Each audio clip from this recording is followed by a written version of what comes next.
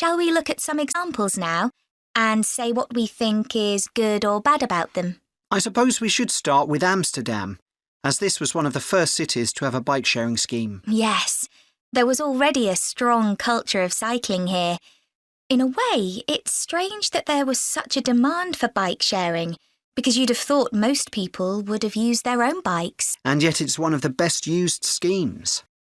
Dublin's an interesting example of a success story. It must be because the public transport system's quite limited. Not really. There's no underground, but there are trams and a good bus network. I'd say price has a lot to do with it. It's one of the cheapest schemes in Europe to join. But the buses are really slow. Anyway, the weather certainly can't be a factor. No, definitely not. The London scheme's been quite successful. Yes, it's been a really good thing for the city.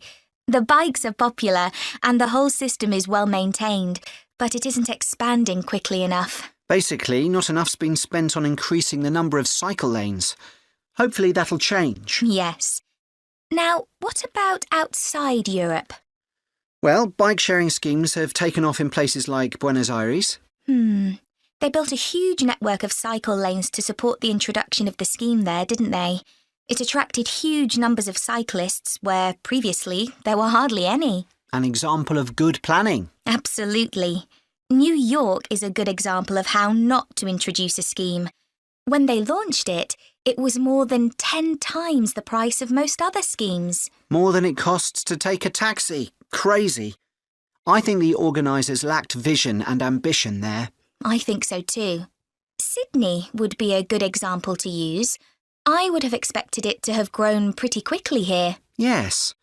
I can't quite work out why it hasn't been an instant success like some of the others. It's a shame, really. I know. OK, so now we've thought about all those...